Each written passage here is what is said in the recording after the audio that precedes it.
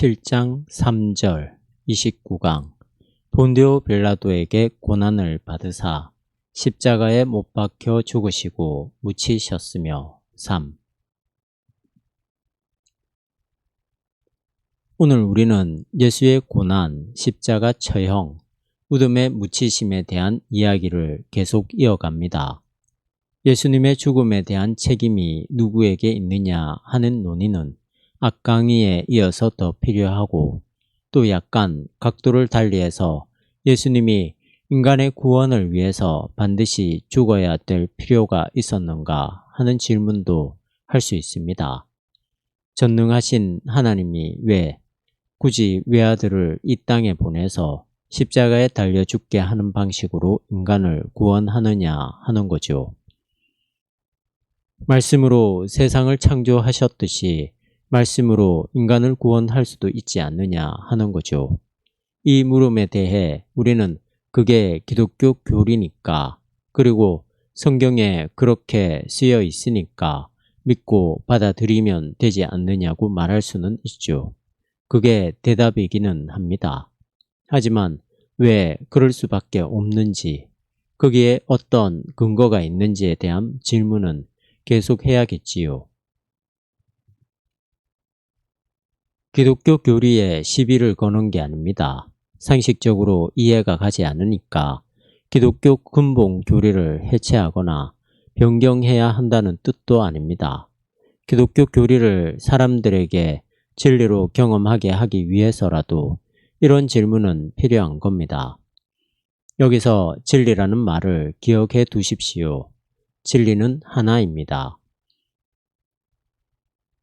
기독교적인 진리가 따로 있고, 물리학적인 진리가 따로 있고, 과학적인, 사회적인 진리가 따로 있는 것은 아닙니다.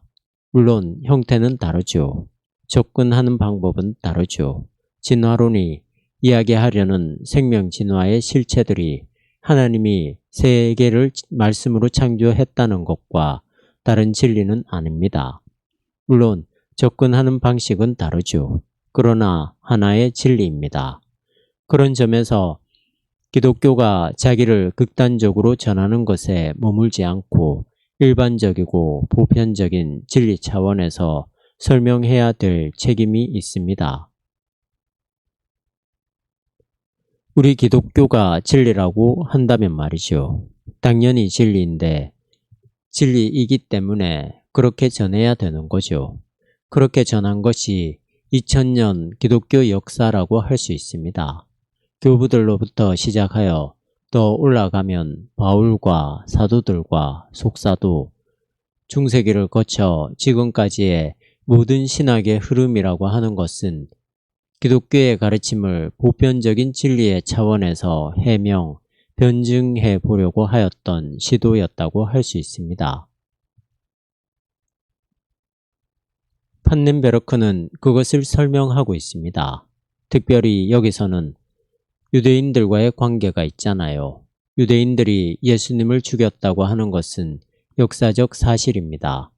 거기에는 우리가 알고 있는 역사만이 아니라 그 이외의 다른 요소들이 많이 포함되어 있긴 있지만, 예루살렘이라고 하는 지리적 상황과 종교 지도자의 관계, 이러한 차원에서 십자가의 죽음으로 내몰렸다는 것은 역사적 사실이거든요. 거기에 본디오 빌라도가 연루되었지요. 본디오 빌라도와 사내들인 종교 지도자들과의 관계는 우리가 알고 있는 것과는 조금 다른 대목들이 있습니다. 예수님의 죽음에 유대인들이 크게 연관되었다고 하는 것은 분명합니다. 지난번 강의의 마지막 부분을 조금 되돌아봅시다. 예수님을 십자가에 처형한 책임이 사내들인, 즉 유대 종교 지도자들이나 유대 민족에게만 있는 게 아닙니다.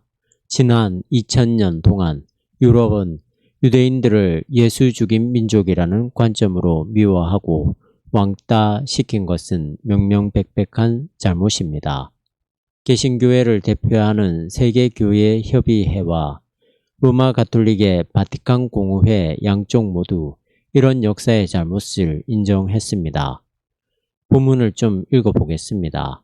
113쪽 밑에서 둘째 줄입니다. 오늘날 예수의 십자가로 인해서 유대인과의 연대성이 훼손되었다는 주장만이 교정되어야 하는 것은 아니다. 그 십자가는 사실 에베소서 2장 14에서 16절에 따르면 유대인과 이방인을 화해시켰다. 오늘날 기독교인과 유대인의 대화를 위해서 유대인들이 역사적 시공을 초월해서 그 당시 행정당국자들의 행위와 일치하고 있는 게 아니라는 사실은 매우 중요하다. 이에 근거해서 제2차 바티칸 공의회의 선언문은 다음과 같은 내용을 담고 있다. 유대 당국이 그 추종자들과 함께 그리스도를 죽음으로 몰고 갔을지라도 이 순환 사건을 아무 구별 없이 그 당시 모든 유대인들에게 또한 오늘의 유대인들에게 짐을 지을 수 없다. 예수의 십자가 죽음으로 인해서 유대인과 기독교인 사이가 벌어졌다고 생각했었는데 그건 성서의 근본을 오해하는 거지요. 십자가는 유대인의 책임만을 묻는 게 아니라 오히려 유대인과 이방인을 화해시킨 겁니다. 십자가 사건이 그렇다는 거지요. 위에서 언급된 2차 바티칸 공의회는 1962년에 시작해서 한 3, 4년 동안 열린 회의입니다. 바티칸 공의회가 중요합니다. 로마 가톨릭 교회가 에큐메니칼 정신을 더 발휘하게 되고 여러 가지 면에서 개혁적인 조치를 취했어요. 미사도 라틴어로 드리지 않고 자국어로 드리게 되었고 우리 개신교를 향해서도 형제라고 부르게 되지요. 그 외에도 상당히 많은 신학적인 개혁의 노력들이 있었습니다. 거기서 유대인과의 문제도 전향적으로 풀어갑니다. 물론 이 문장은 예수 순환의 책임을 개인적인 관점에서만 언급하고 있는 것이다. 이 문장은 따라서 그 당시 그 사건과 직접 연관이 없는 개인들과 유대인의 후손들에게 예수 죽음에 대한 책임을 면제해주고 있다. 그렇지만 전통적인 이해에 기초하고 있는 질문, 즉 유대 민중의 이름으로 예수 공판에 관여한 유대 정권이 어느 정도의 범위에서 행동했는가라는 질문에 대해서는 언급이 없다. 이것이 바로 결정적인 요인이다. 한편으로 좀 더 정확하게 지적한다면 그 당시 유대 정권이 개인으로서만이 아니라 유대 민중의 공식적 대표자로서 예수 공판에 관여했다는 사실에 관련된 문제는 예수 죽음의 대리적 의미가 그를 재판한 이들만이 아니라 전체 민중과 또한 그들을 뛰어넘어 전체 인류에게 해당된다는 것이다. 이는 곧 궁극적으로 말해서 이 사건이 로마의 대리자인 빌라도의 관여에 머무르지 않고 이를 뛰어넘어 로마 정권의 국가적 통치에까지 이르는 것과 같다. 판넨베르크는 바티칸 공의회의 문건을 비판적으로 봅니다. 예수 죽음에 대한 책임이 그 당시 그 일을 행한 개인들에게 있다고 본다는 겁니다. 그 일에 직접 관여하지 않은 사람들의 책임을 제거해 주는 것은 신학적으로 충분하지 못하다는 겁니다. 좀 복잡한 설명입니다. 유대 정권은 사내들인 공회죠. 종교만이 아니라 그 당시 유대 사회는 종교와 일반 삶이 따로 구별되지 않았기 때문에 사내들인 공회가 정권을 갖고 있다고 해도 과언이 아닐 겁니다. 그들이 예수의 공판에 어느 정도 참여했느냐, 적극적으로 예수를 죽이도록 압력을 넣었는지 아니면 예수를 방어해 주었어야 했는데 방어하지 못하고 그냥 방관했는지 그런 것에 대해서 정확하게 이야기하지 않고 있다는 겁니다. 예수 죽음의 대리적 의미를 확보하기 위해서는 예수 죽음을 단순히 개개인의 문제로 돌려서는 좀 곤란하다. 제2차 바티칸 공의회가 그런 문제에서 신학적 토대가 약하지 않느냐, 그런 지적이에요. 결국 빌라도가 예수에게 사형 선고를 내렸다고 한다면 이건 빌라도라고 하는 개인의 문제라기보다 로마 제국의 중심부와 연관된 것이라는 거죠. 결국 예수 죽음에 유대 전체가 참여한 것으로 보아야 한다는 것입니다. 다른 한편으로는 예수가 죽은 자로부터 부활했기 때문에 그에 대한 판결의 합법성만이 아니라 선민의 이름으로 판결을 내린 유대 재판관들의 적법성도 역시 부정될 수밖에 없다. 따라서 이런 결론이 나온다. 즉, 예수 죽음의 대리적 의미가 유대 민중과 또한 하나님에 의해 선택된 인류와 상관이 없다면 결국 예수를 재판한 이들의 적법성은 이스라엘의 권위적인 상속자의 주장으로 그리고 이에 근거해서 예수를 초월하는 유대 민중들의 본질적인 전승의 주장으로 간주될 수밖에 없다고. 유대 민중이 선택되었다는 것은 예수의 부활을 통해서 오히려 하나님과 연결되어서 증명된다. 이 하나님은 재판관들이 예수를 정죄한 것과는 달리 그를 부활시킨 분이며 예수가 이미 앞서 그 하나님을 도래할 나라의 하나님으로 선포한 분이다. 유대인도 역시 부활절 사건의 불빛에서 예수에게 한때 내려졌던 판결을 정당하지 못한 것으로 그리고 하나님에 의해 선택된 민중의 합법적 대리 행위가 아닌 것으로 교정할 수 있다. 이 문제는 이러한 교정이 명시적으로 기독교 부활절 신앙의 기초에서 발생하고 있는지 아닌지 또는 유대 전승을 보다 잘 이해하는 데서 발생하고 있는지 아닌지에 달려 있는 건 아니다. 이 경우에 예수에 대한 유대적 판결을 교정할 가능성은 하나님의 백성을 이해하는 데 도움을 주는 것이지 어떤 개인을 예수에 대한 판결의 책임에서 벗어나게 하는 문제만을 가리키는 게 아니다. 십자가에 의한 예수님의 죽음은 결국 부활 사건을 통해서 그들이 행한 모든 적법성들이 부정될 수밖에 없다는 설명을 이해하시겠지요. 예수 십자가 죽음의 대리적 의미를 말하려면 그의 죽음에 관여하는 사람들을 개인으로 생각하지 말고 유대의 종교나 권력, 로마 제국의 권력 이런 쪽으로 보아야 된다는 것이죠. 이 부분이 상당히 까다로운 부분이에요.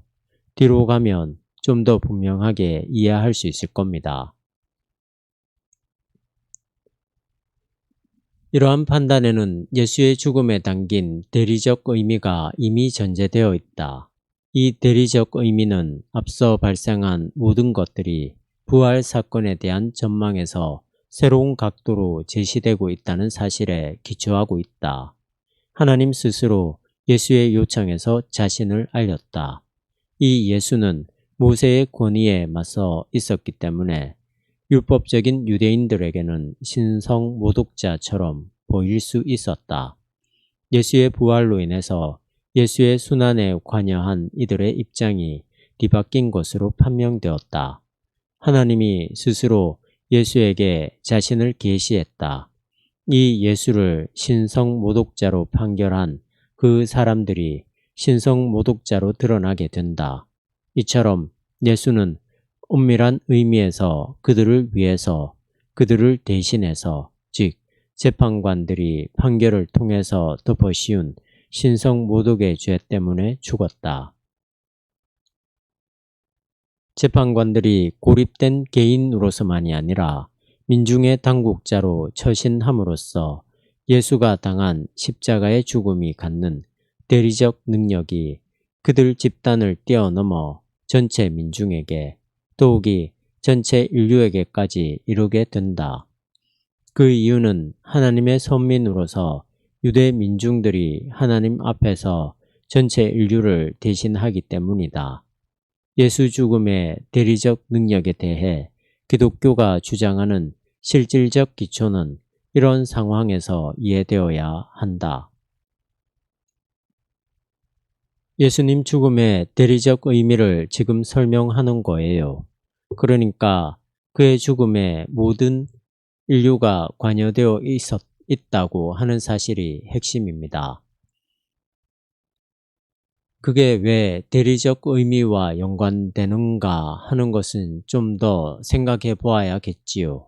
일단 책에 나온 것으로만 보면 이런 거죠. 예수님의 죽음이 어떤 한두 사람의 잘못과 책임으로가 아니라 그를 넘어서 유대인과 인류 전체가 연관되어 있다고 하는 거예요. 그러니까 모든 인간들이 예수님의 십자가 처형에 책임이 있기도 하고 연관되었다는 사실에 근거해서 인간 구원도 예수의 죽음과 부활을 통한 인간 구원도 모든 인류에게 해당된다는 논리죠. 그런 정도로 정리하고 넘어가겠습니다. 이와 비슷한 방식으로 예수 부활로 인해서 빌라도와 그를 통한 로마의 관여가 확연하게 드러났으며 또한 로마를 통해 당시 세계에 구체화된 정치 세력이 예수의 죽음에 관심을 가졌다고 하는 사실이 드러났다. 이 경우에 예수의 사신과 정치 세력의 요구 사이에 있는 갈등이 그 배경으로 놓여 있다. 사실 이러한 갈등은 예수가 유대인들로 하여금 로마의 식민 통치 권력에 대항하도록 부추겼다는 이유에서 내려진 정죄가 어떻게 자신의 논리성을 주장했는가 하는 방식에 놓여 있는 것은 아니었다. 그러나 예수가 도래할 하나님의 통치와 인간에 대한 그 통치의 정권을 선포함으로써 로마 제국주의의 정신적 근본이 허물어졌다. 이것은 확실히 다음 세기에 걸쳐서 기독교인들이 로마 황제들에게 신성한 경배와 희생을 바치지 않았다는 것과 같은 지평에 속한 사실이다. 예수님의 죽음과 부활, 그리고 그의 선포, 이런 것들이 로마 제국의 근본적 정신을 허물었다고 기독교인들이 신앙 고백을 했습니다. 세상 사람들이 그걸 인정하든 안 하든 그건 두 번째 문제고요. 그들은 그런 방식으로 예수님을 이해한 겁니다. 더 이상 로마 황제에게 경배를 드릴 수가 없었습니다.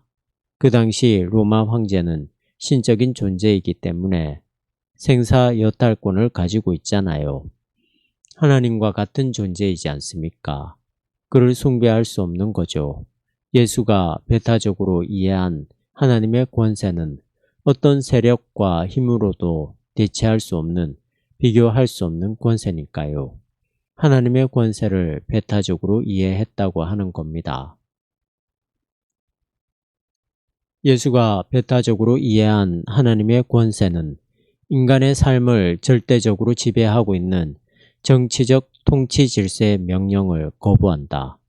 이러한 날카로운 충돌은 콘스탄티누스 황제 이후로 황제의 통치를 하나님 통치의 지상적 모형으로 이해하려는 고대의 기독교 전통을 통해서 약화되었다. 그러나 원래는 이와 달리 예수의 십자가를 통해서 하나님의 권세와 정치적 권세가 전반적으로 날카롭게 충돌한다. 하나님과 세상 권세를 겸하여 섬길 수 없는 거죠. 하나님의 권세는 세상 권세와 비교할 수 없는 힘이죠. 기독교인들이 그렇게 이해하고 있는 겁니다. 예수님이 그렇게 말씀을 하셨고 이해하셨습니다.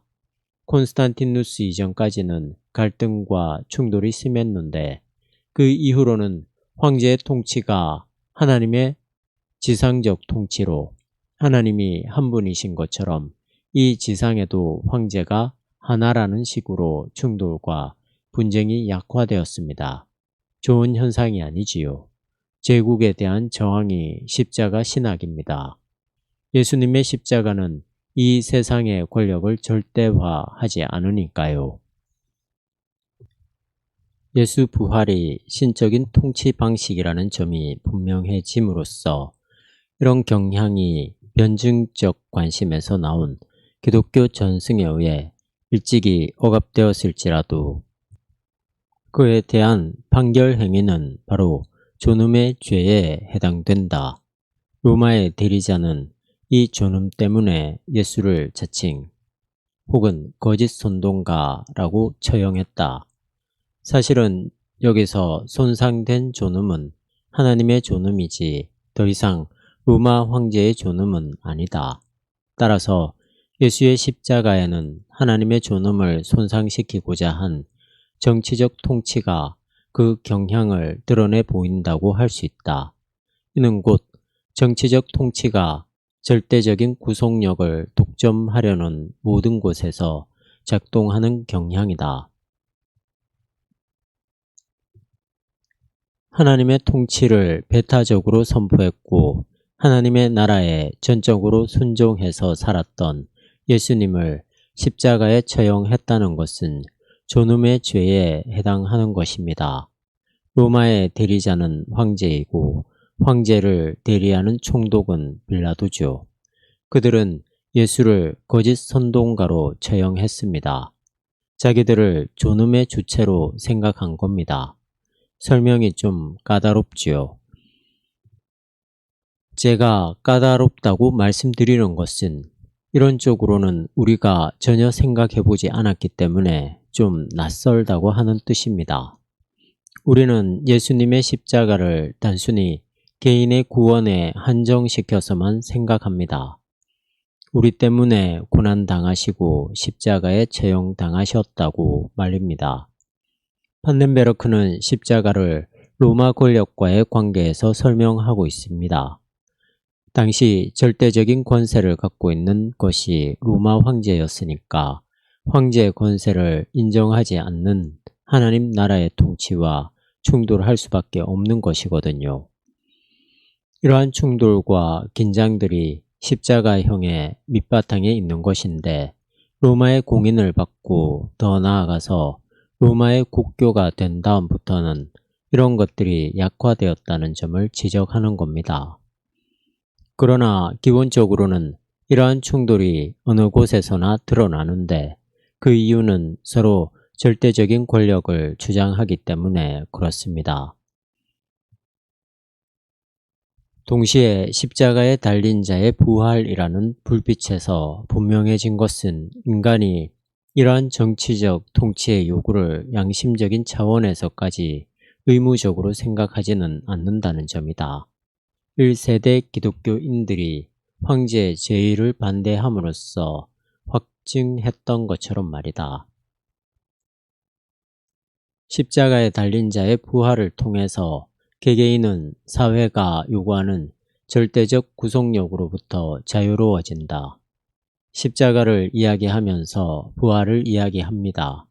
십자가로만 끝나버렸다면 더 이상 이야기가 안 되기 때문입니다. 부활 사건 때문에 십자가는 새로운 차원에서 해석이 될 수 있는 겁니다. 그걸 연관해서 설명하고 있는 겁니다. 로마 황제를 중심으로 한 세계 질서들은 우리의 삶을 지배하지만 영혼에 대한 양심까지 완전히 지배하는 것은 아닙니다. 끊임없이 황제 제의에 반대한 초기 기독교의 신앙적 전통을 가리키는 설명입니다. 오늘 우리도 그런 신앙 전통에서 살아가고 있어요. 모양은 달라지지만 기본적으로는 예수 그리스도를 죽음에서 살리신 하나님에게만 절대적인 권세가 있다고 하는 이 사실을 놓칠 수 없기 때문에 그렇습니다.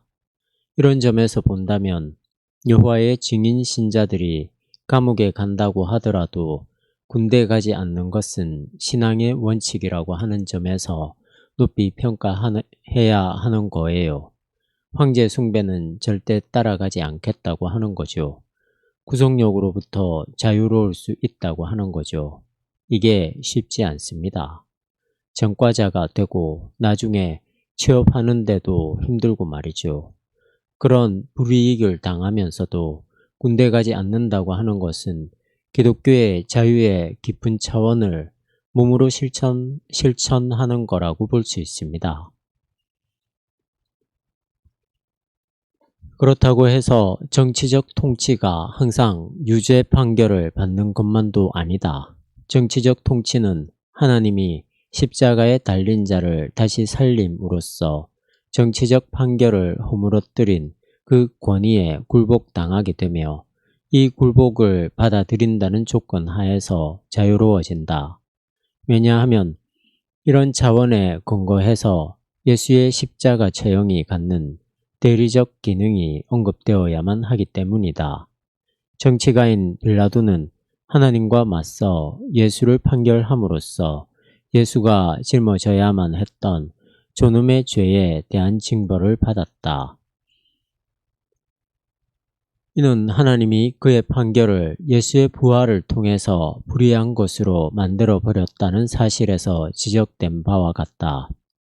빌라도는 예수를 황제 존엄을 부정한 자로 판단했는데 오히려 빌라도가 존엄의 죄의 징벌을 받았다고 합니다. 부활이 그것을 가능하게 한 겁니다. 부활은 결국 심판입니다. 판넨베르크에게는 이 부활이 결정적으로 중요합니다. 부활 신앙에 의해서 십자가도 가능하고 종말 신앙도 가능한 겁니다. 종말에 부활이 완성되기 때문에 실질적으로 드러나기 때문에 그렇습니다. 예수의 부활을 통해서 빌라도의 판단을 잘못된 것으로 만들어 버렸다는 것입니다. 대리 개념이 알듯하면서도 좀 까다롭습니다. 예수 그리스도의 속죄가 대리적 의미가 있다는 겁니다. 이게 교회 밖의 사람들에게 설득력 있게 다가가기가 어려울 겁니다.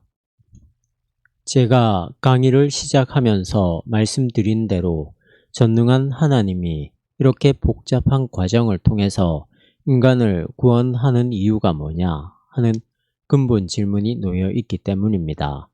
그건 다른 주제로 이해하면 되고 여기서는 예수 십자가 사건의 대리적 의미를 공부하면 됩니다. 이런 입장에 따르면 대리의 동기는 물론 예수의 부활을 통해서 담판하는 이스라엘의 하나님에 대한 인식, 그리고 모든 인간의 하나님에 대한 인식과 연결되어 있다. 또한 무엇보다도 대리와의 유비를 통해서 그 적합성이 획득된다. 이 대리는 예수가 유대 재판관들과 맺는 관계에 직면한 부활의 빛에서 추론되어야만 하는 그것이다. 어떤 한 사람이 이미 자기 스스로 실현한 징벌을 감당하는 경우에는 이 대리라는 말이 아무 의미가 없다. 오히려 이를 통해서 훨씬 심각한 파멸이 초래될지 모른다.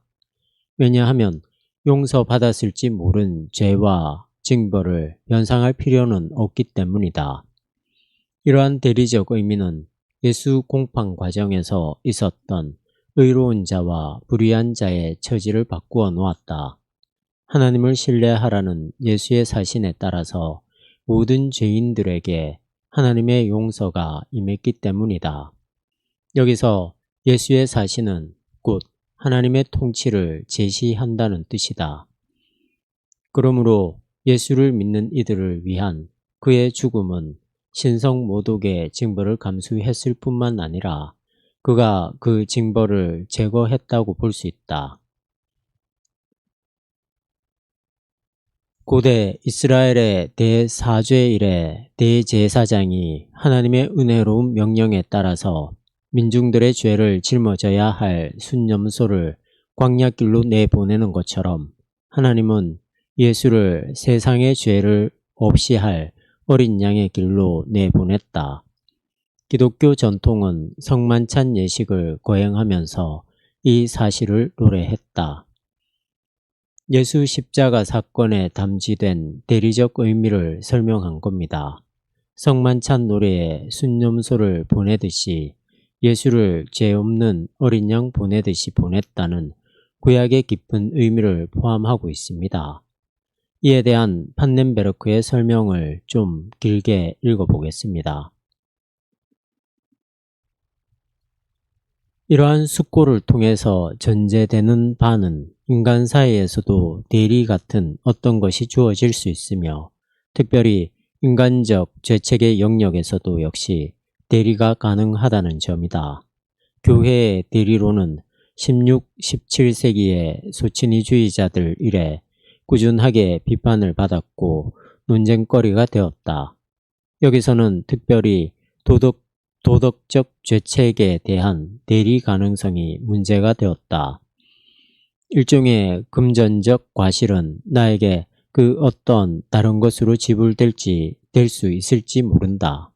그러나 일종의 도덕적 과실은 그것과 관계된 자가 갚지 않을 경우에 결국 갚지 않은 것이 된다.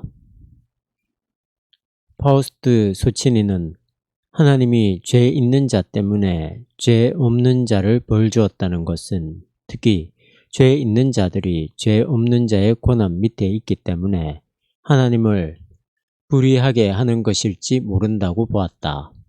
이러한 논증은 신성 모독이라는 비난 앞에서 예수의 죄 없음이 부활을 통해서 결정되고 증명되었기 때문에 바로 앞서 제시된 사상적 과정과 비교해 볼 때 빈곤하다. 특별히 도덕적 죄책에 대한 개인주의적 개념 역시 의문의 여지가 많다. 이 개념은 소치니주의적 비판에 근거하고 있는 그것이다. 인간 현존의 사회적 성격에는 모든 개인이 다소간 외부의 것들과 연관된 책임감에서 구체적으로 행동한다는 사실이 기초하고 있다.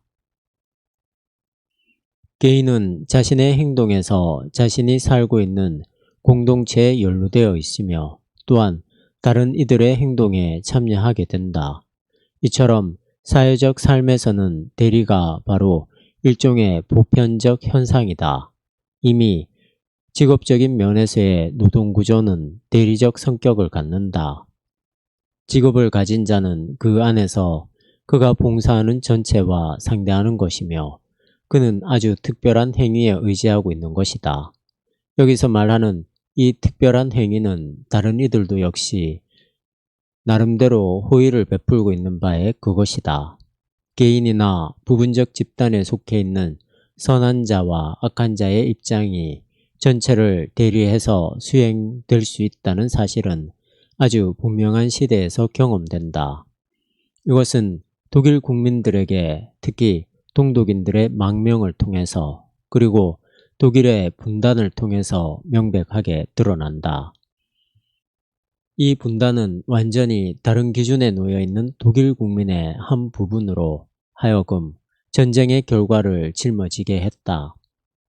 전체로서의 한 공동사회에서 일어나는 많은 것들은 특별한 방식으로 개개의 구성원들을 대표하는 혹은 이러한 상황 가운데서 전체 사회를 대표하는 한 부분과 상관된다. 윤리적 책임감의 개인주의는 인간 삶이 갖는 현실성과의 연관을 배제하지 않는 한 이러한 연루에서 결코 벗어날 수 없다. 반대로 인간의 공동삶에 대한 대리가 일반적 의미를 갖는다는 전제 가운데서만 예수가 당한 죽음의 대리적 의미가 의미심장하게 논의될 수 있다. 인간의 공동삶에 있는 대리의 보편적 현상 없이는 예수 죽음의 대리적 능력에 대한 기독교적 교리는 무의미한 주장이 될 수도 있다. 대리로는 말 그대로 예수가 우리를 대신해서 죄의 징벌을 받았다는 의미입니다. 신학에서는 일명 대속론이라고도 합니다. 판넨베르크는 도덕적 죄책에 대한 개인주의적 개념에 근거해서 이를 비판하는 학자들의 논리가 매우 빈약하다는 점을 지적하고 있어요. 현실에서도 여전히 이런 대리적 기능과 효과가 확실하다는 주장이에요.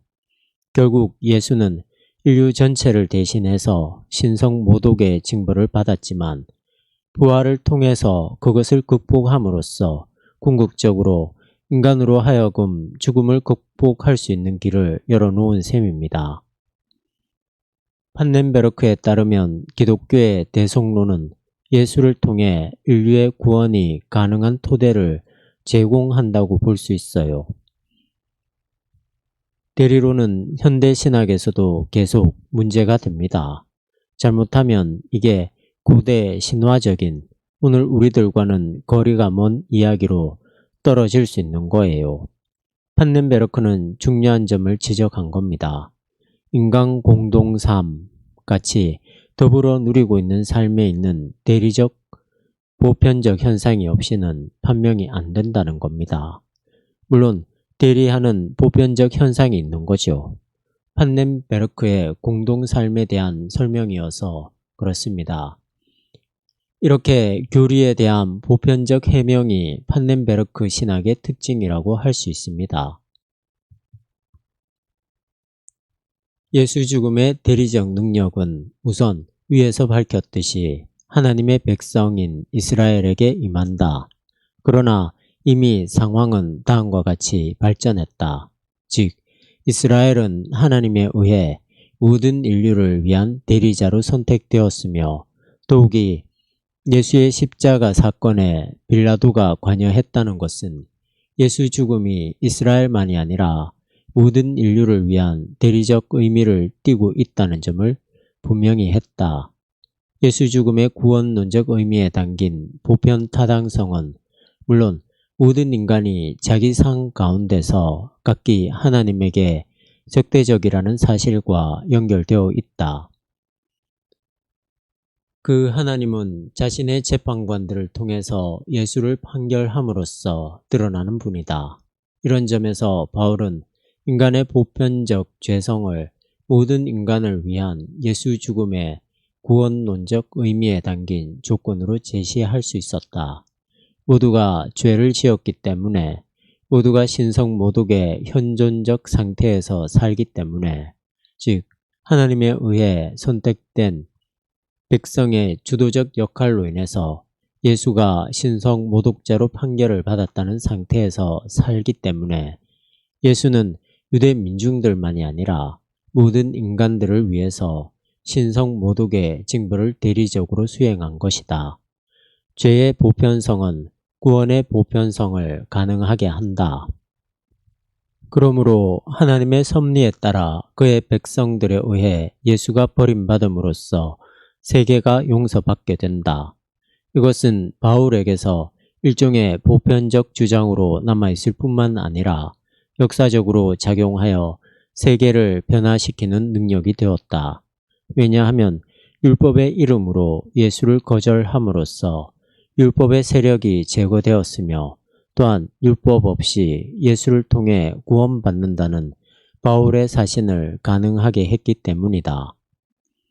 대리론 문제에 대한 설명이 계속되고 있습니다. 관념적인 성격이 강한 설명이네요.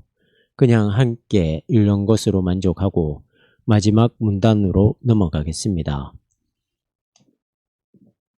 예수 죽음의 대리적 능력이 의미하는 명백한 사실은 예수가 우리를 위해서 죽었기 때문에 더 이상 어느 누구도 죽지 말아야 한다는 것이 아니다. 이 능력은 이제부터 어느 누구도 더 이상 혼자 죽으면 안 되고 오히려 죽음 가운데서 예수의 죽음과 하나가 될 수 있다는 것을 의미할 뿐이다. 우리의 인간적 죽음이 예수의 죽음과 일치한다는 것은 예수 죽음의 대리적 의미에 담긴 기본적인 내용이다. 예수가 우리의 죽음을 받아들임으로써 우리에게 임하는 죽음의 성격이 바뀐다. 예수와의 일치에서 절망은 사라지게 되었으며 이미 예수의 부활에서 드러난 생명을 통해 극복되었다. 신성 모독자, 즉 하나님과의 모든 일치가 차단된 자의 죽음을 예수는 확실하게 물리쳤다. 바울이 말하고 있는 것처럼 인간이 생명의 신적 권원으로부터 차단된다는 확증이 바로 죽음이라고 한다면 모든 생명의 권원인 하나님과의 이러한 분리는 죽음이 불러오는 궁극적인 가혹성이다. 예수의 죽음 이래로 예수와 일치하고 그에 대한 신뢰 가운데서 살고 죽는 자는 어느 누구도 이렇게 죽을 필요가 없다. 예수가 하나님의 확증을 받게 된 그의 죽음과 일치함으로써 우리는 죽음의 절망을 벗어나서 그 희망을 향하게 된다. 예수는 우리를 대리해서 죽음의 가혹성을 물리치신 분입니다. 우리는 그분을 믿고 있기 때문에 죽음을 더 이상 하나님과의 완전한 단절이라고 생각할 수 없게 된 겁니다. 이런 점에서 우리를 위해 돌아가신 예수 그리스도를 통해서 우리는 구원받을 수 있다고 생각하면 됩니다. 어려운 부분들이었었는데 중요한 내용이었습니다. 모두 수고 많았습니다.